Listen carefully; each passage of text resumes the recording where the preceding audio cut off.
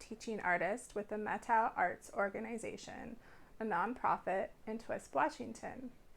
Today we're going to be doing art together, and this year I bet you're doing a lot of homework and different school learning at home or other places, but we can also do art in new and different places, and that's one of the things that I love about art. So today we're going to be practicing holding your pencil and drawing with holding the pencil in different ways, and then we can draw different techniques. So this is my giant pencil.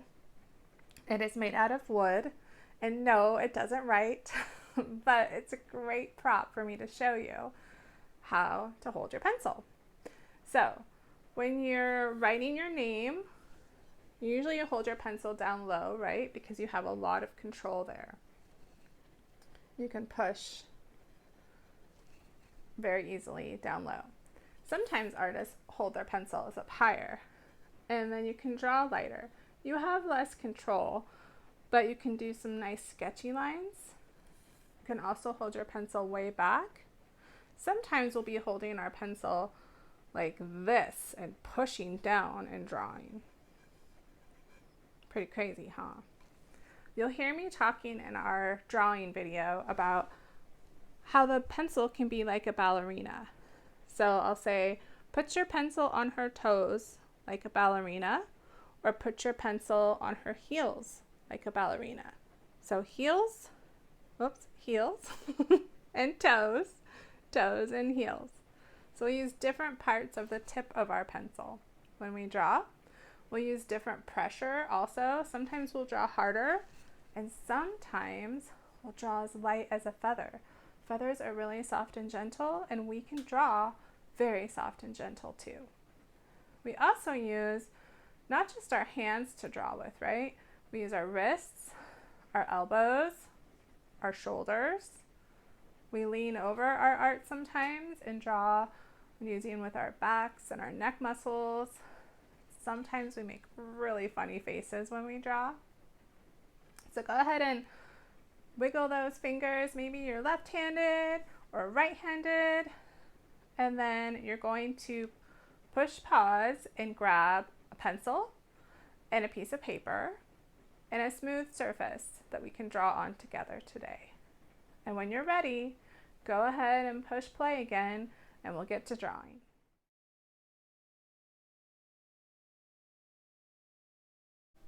Okay, are you back?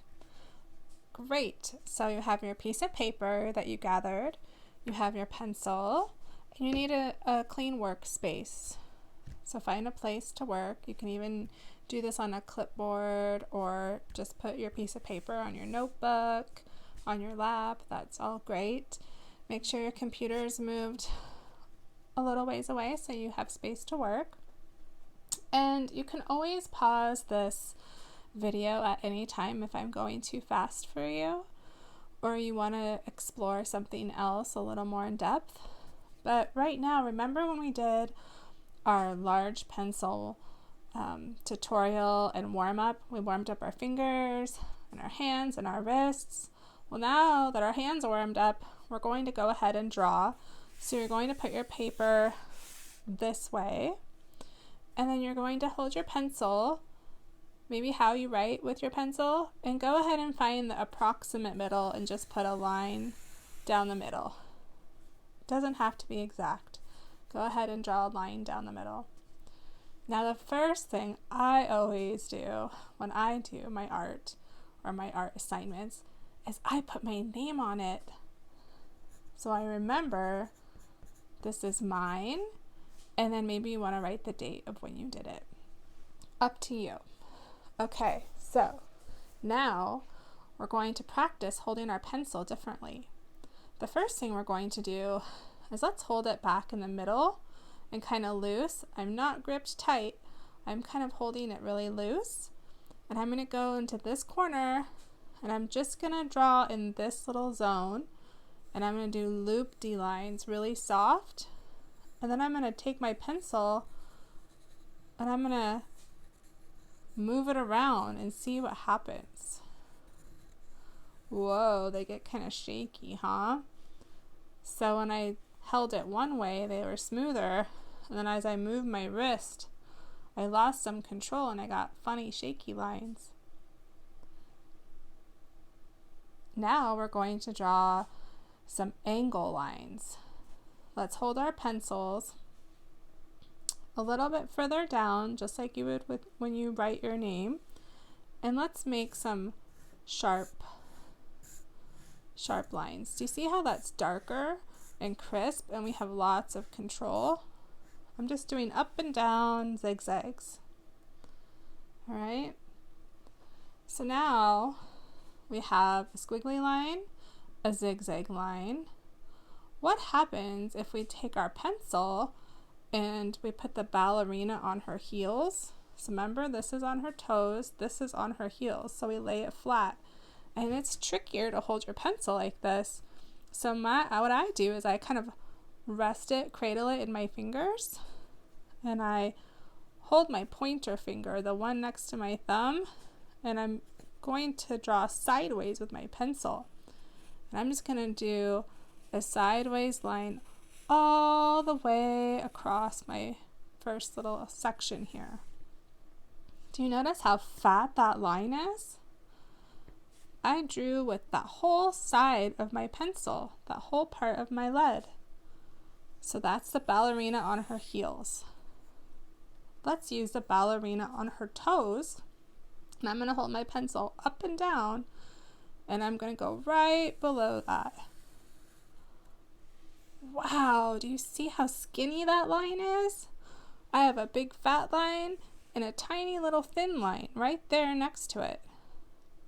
Just by using the same pencil but different parts of my pencil.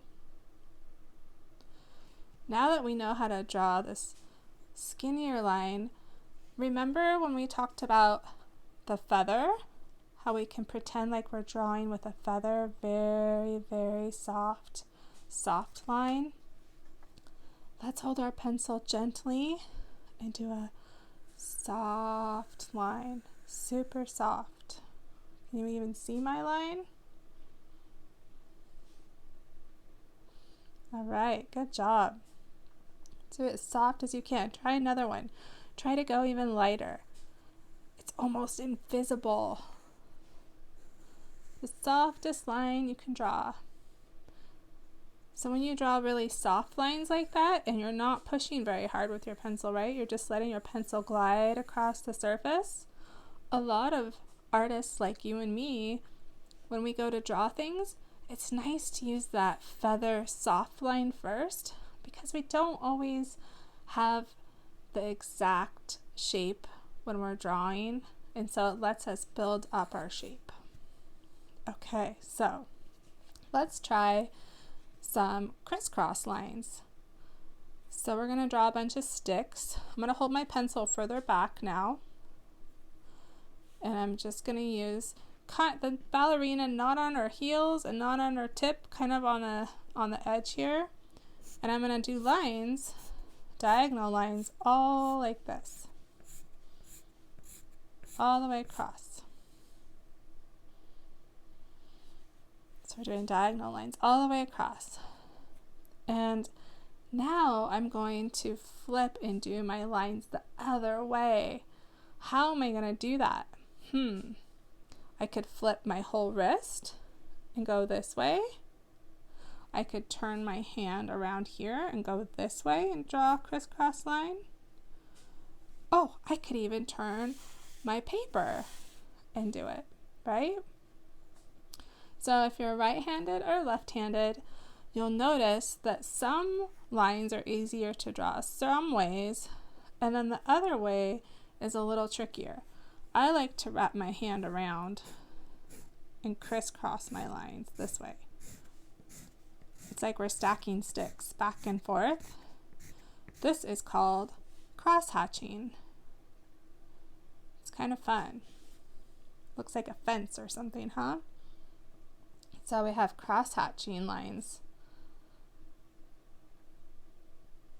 If you're still working on it, go ahead and hit pause. The next one we're going to do is scribble lines. So scribble lines, you can use the tip of your pencil or the side, I'm going to use my tip, but I'd like you to make sure you see it, so I'll do it a little on the side. And I'm going to do little close loops. See how close my loops are? Circle, circle, circle. Scribble, scribble, scribble. I scribbled in a line. Maybe yours looks like a line. Maybe yours looks like this. Rah! Scribble all over the place. Those are scribble lines. You can do tight little scribbles. You can do big loopy scribbles. All right. So when you're done scribbling, let's try something called pepper dots. So I'm going to use the tip of my pencil and I'm going to make dots. Dot, dot, dot, dot, dot. I'll just do a little section. Dot, dot, dot, dot, dot. Your pencil tip can make nice little dots. They also make noise, huh? My pencil can make dots, and it can also make little dashes. Little dashes. And for this, I'm holding my pencil more like I would write because I want some control. What do the dashes look like to you? I kind of feel like I'm in a rainstorm. Maybe my pepper dots look like I'm in a snowstorm. Okay, so there are some techniques that we've practiced. We've used different parts of our pencil and done different lines. And on this side, we're going to use a couple of these to practice shading. Some value, dark to light.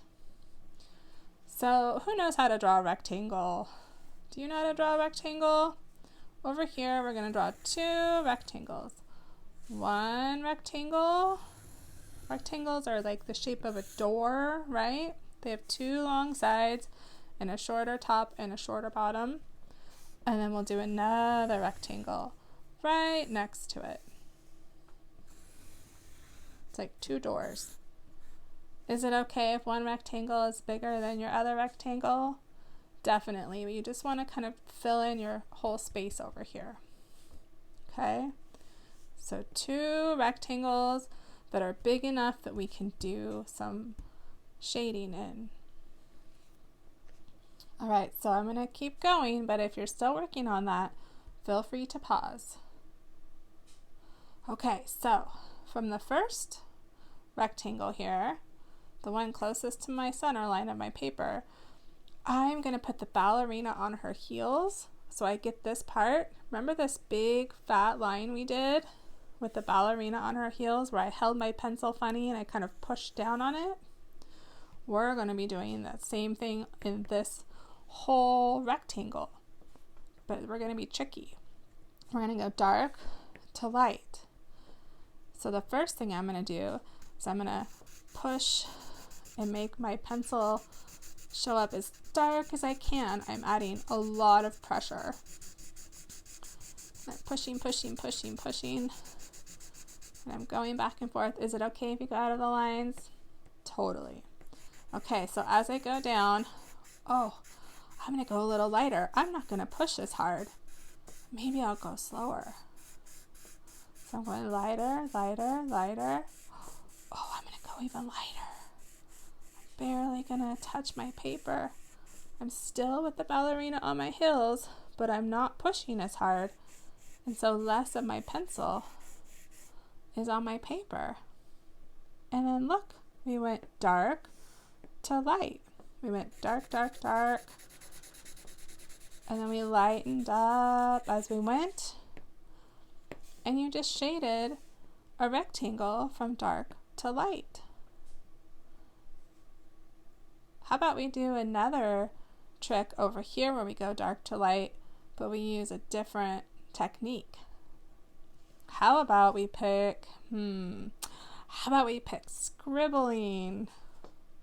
You're never too old to scribble when you do art. So it's a great technique because this one we went back and forth, back and forth, back and forth. But sometimes you want to be looser and softer. And scribble lines make great soft shading and like clouds, right? So I'm going to use my pencil and do the ballerina on not her heels necessarily and not her toes necessarily, maybe somewhere in the middle. If you really like holding it up and down with the ballerina on her toes, you can. I'm just going to go kind of in the middle, hold my pencil kind of in the middle here, and I'm going to draw soft loops, but I'm going to do tight ones first, really tight. When you do the tight scribble circles, they're closer together, so they're darker. Do you see I'm just doing loops, loops, loops, going back and forth, and I can go back over them, make it nice and dark, and keep going. They're just scribble loops.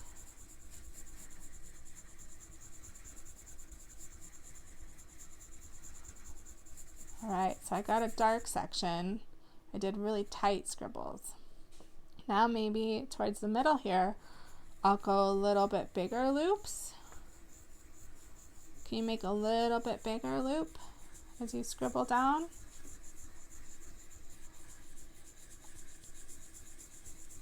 Bigger loops. So I have tight, dark loops, and then I started doing bigger loops, and then how about we go even bigger? And I'm not going to push as hard too. So less pressure, bigger circle loops. And then at the end, I'm going to do the soft, light as a feather, big circle loops. So I have dark to light scribble circle loops with tight circles up here, and they get bigger and bigger and bigger all the way to the end where I did less pressure. So I used my feather light drawing and I went dark to light. So we practiced using our pencils in different parts. We know we're allowed to use all parts of our pencils, and we know we can draw sharp lines, soft lines, crisscross lines, dots. We can draw with the ballerina on her heels and on her toes. We can do really light lines, and we know how to go from dark to light.